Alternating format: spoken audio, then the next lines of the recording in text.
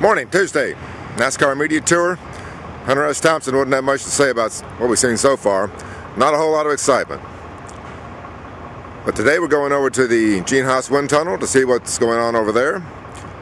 Be interesting to see what kind of need there is for a wind tunnel with the car tomorrow, which ostensibly is unchangeable. But we'll see what $30, $40, $50 million can buy. And then we're going to talk to the Dodge boys. Maybe Beth Ann Morgenthau, the lady who owns one of the race teams, will show up. And George Gillette and his operation with Ray Abraham. And we'll see maybe some Roger Penske stuff. See what Ryan Newman has to say. Talk a little bit to Kurt Busch.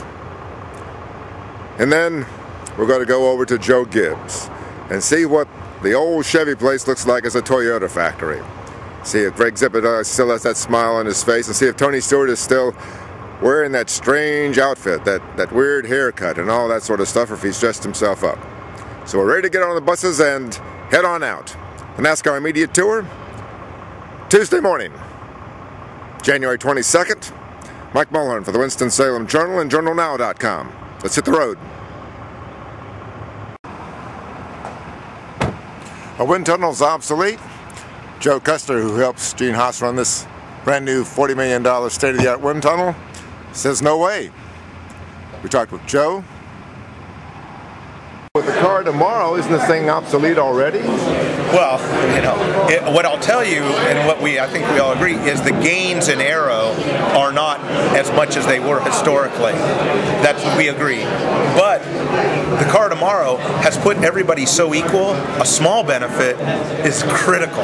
So you have to spend more money to make less speed, but you still have to spend the money to get this. Anytime you create rules, you create opportunities and costs. That's how racing from when they started in chariots, you know, back in the day, and what we do now. So that, yes, the change did escalate, but the technology was going to come regardless. You can't stop technology. You can't hold it back.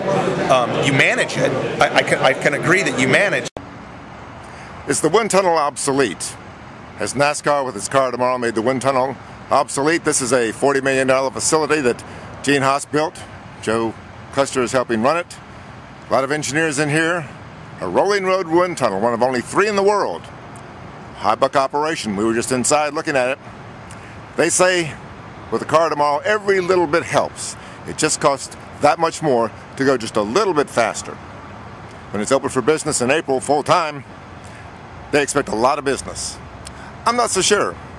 I think NASCAR is trying to put wind tunnels out of business. But at least this one's right here in Charlotte, right next to Concord Airport. Teams don't have to fly cars over to Germany and England and all the places they've been doing for the last 3 or 4 years. That got to be rather expensive.